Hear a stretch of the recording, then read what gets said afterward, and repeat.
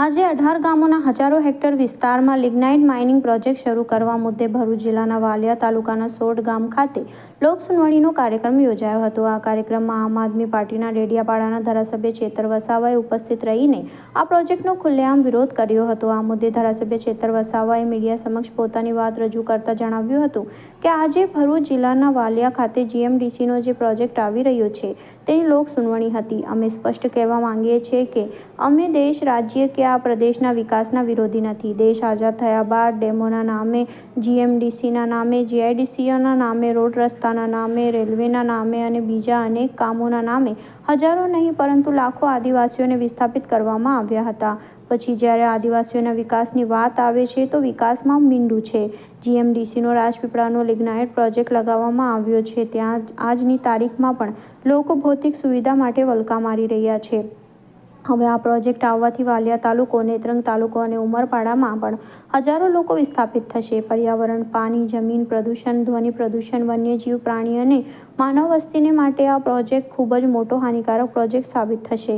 અદાની, અંબાની અને ટોરેન્ટના ઇશારે જે GMDC project અહીંયા શરૂ કરવામાં આવી રહ્યો છે તેનો અમે સખ્ત શબ્દોમાં વિરોધ કરીએ છીએ।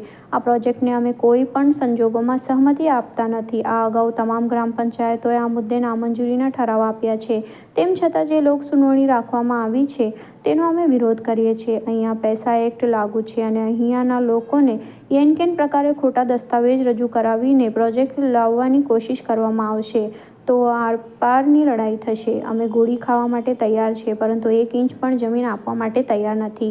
આજે પણ અનેક ગામોના તમામ લોકોએ એક જ સૂરે નામંજૂરીનો ઠરાવ પસાર કર્યો છે અને આ કાર્યક્રમનો અમે બહિષ્કાર કરીએ છીએ।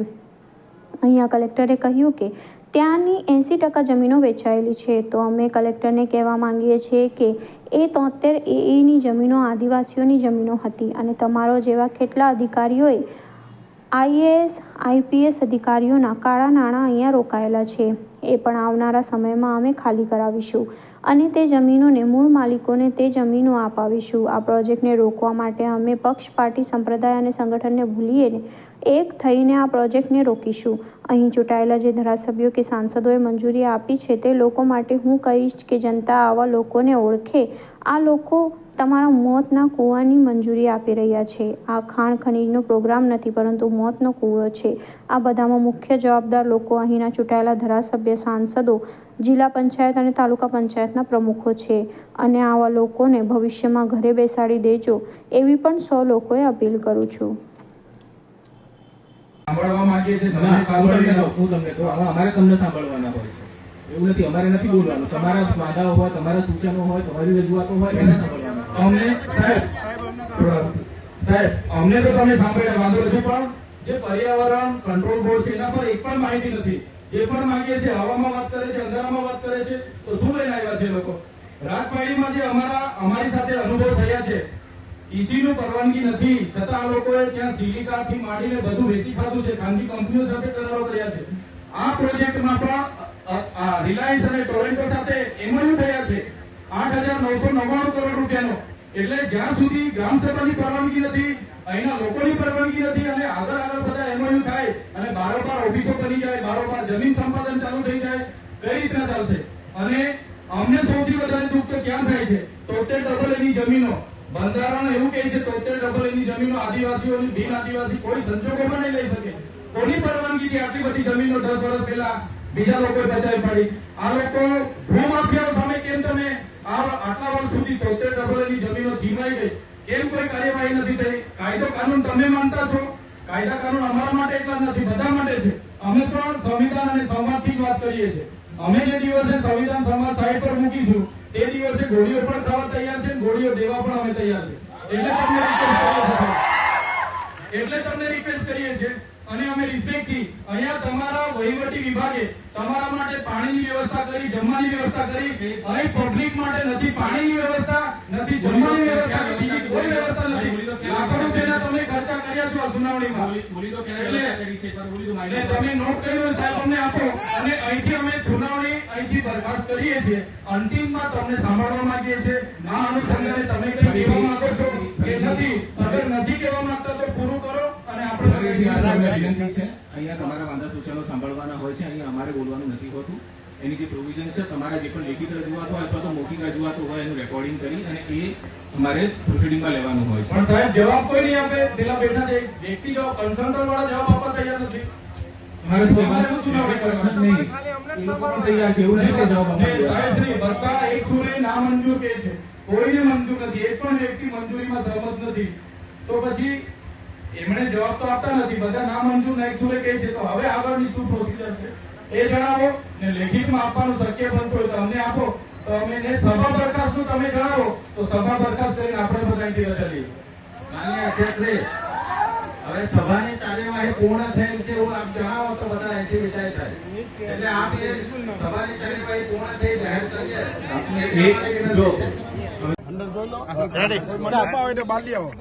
આજે ભરૂચ જિલ્લાના વાલિયા ખાતે જીએમડીસી નો જે પ્રોજેક્ટ આવી રહ્યો છે એની લોક સુનાવણી હતી. ત્યારે અમે સ્પષ્ટ કહેવા માંગીએ છીએ, અમે દેશ, રાજ્ય અને પ્રદેશ કે વિસ્તારના વિરોધી નથી, પણ જ્યારે દેશ આઝાદ થયા બાદ ડેમોના નામે, જીઆઈડીસીઓના નામે, જીએમડીસીના નામે, રોડ રસ્તાના નામે, રહેણોના નામે, હાઈ ટેન્શન લાઇનોના નામે હજારોની પણ લાખો આદિવાસીઓને વિસ્થાપિત કરવામાં આવ્યા છે. અને આદિવાસીઓના વિકાસની વાત આવે તો વિકાસમાં મીંડું છે. જીએમડીસીનો રાજપહાડી પ્રોજેક્ટ, લિગ્નાઇટ પ્રોજેક્ટ 1, એની આજે પણ ત્યાંના લોકો ભૌતિક સુવિધાના વલખા મારી રહ્યા છે. ત્યારે આ પ્રોજેક્ટ અહીંયા આવવાથી વાલિયા તાલુકો, નેત્રંગ તાલુકો અને ઉમરપાડાના પણ ઉભારિયા ગામ આમાં સમાવેશ થાય છે. અને અહીંયા હજારો લોકો, હજારો પરિવારોને વિસ્થાપિત થવાનું છે, જેના કારણે પર્યાવરણ પ્રદૂષણ, પાણી, ભૂગર્ભ જળ હોય, સપાટી જળ હોય, હવા પ્રદૂષણ, ધ્વનિ પ્રદૂષણ, વન્યજીવ પ્રાણી કે માનવ વસ્તીને ખૂબ મોટું હાનિકારક થવાનું છે. ત્યારે અદાણી, અંબાણી અને ટોરેન્ટના ઈશારે જે જીએમડીસી અહીંયા પ્રોજેક્ટ લઈને આવ્યા છે એનો અમે સખત શબ્દોમાં વાંધો ઉઠાવીએ છીએ, વિરોધ કરીએ છીએ. કોઈ પણ સંજોગોમાં આ પ્રોજેક્ટને અમે સહમતિ આપતા નથી. અગાઉ તમામે તમામ ગામ સભાઓએ નામંજૂરના ઠરાવો આપ્યા છે, છતાં આજે ઈસી લેવા માટે લોક સુનાવણી રાખી છે એનો અમે વિરોધ કરીએ છીએ.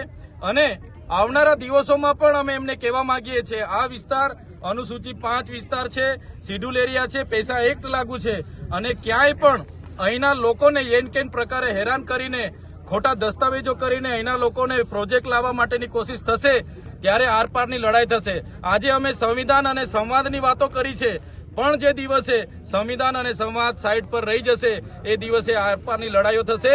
અમે ગોળી ખાવા પણ તૈયાર છે, ગોળી મારવા પણ તૈયાર છે, પણ એક ઇંચ જમીન અહીંયા આપવા માટે તૈયાર નથી. ત્યારે આજના પ્રોજેક્ટમાં તમામ લોકો મોટી સંખ્યામાં ઉપસ્થિત લઈને સર્વાનુમતે બધા એક જ સુરે નામંજૂરનો ઠરાવ આજે પણ અમે કર્યો છે અને બહિષ્કાર પણ અમે કરીએ છીએ. અને કલેક્ટરશ્રીએ જે એમના સ્ટેટમેન્ટમાં કીધું કે અહીંની 80% જમીન અહીંની વેચાઈ ગયેલી છે, ત્યારે આપના માધ્યમથી કલેક્ટરશ્રીને પણ અમે કહેવા માંગીએ છીએ, એ જમીનો આદિવાસીઓની 73 એની જમીનો છે. તમારા જેવા કેટલાક અધિકારીઓએ આઈએએસ, આઈપીએસ અને નેતાઓના કાળા નાણાં અહીંયા રોકેલા છે. એ પણ આવનારા દિવસોમાં અમે ખાલી કરાવીશું અને મૂળ માલિકોને એમની જમીન પરત આપીશું. અમે કોઈ પણ ભોગે આ પ્રોજેક્ટ અહીંયા લાવવા માટે સહમત નથી. અમારે જે પણ ક્ષેત્રે જ્યાં પણ મોરચે લડવું હશે અમે બધા પક્ષ, પાર્ટી, સંપ્રદાય, સંગઠનો બધા ભૂલીને એક થઈશું. પણ અહીંથી ચૂંટાયેલા પ્રતિનિધિઓ, એ ધારાસભ્ય હોય, સાંસદ હોય, એમણે આ પ્રોજેક્ટ લાવવા માટેની જે સહમતિ આપી છે, ત્યારે આ લોકોને પણ અપીલ કરું છું, આવા નેતાઓને ઓળખી લેવા પડશે જે તમારો મોતનો કૂવો મંજૂરી આપી છે. આ ખાણ ખનીજ જીએમડીસી ખોદવાની નથી, આ બધાનો મોતનો કૂવો ખોદવા જઈ રહેલી છે. એના મેઇન જવાબદાર ચૂંટાયેલા આપણા ધારાસભ્ય, આપણા સાંસદ, એમના તાલુકા અને જિલ્લાના પ્રમુખો છે.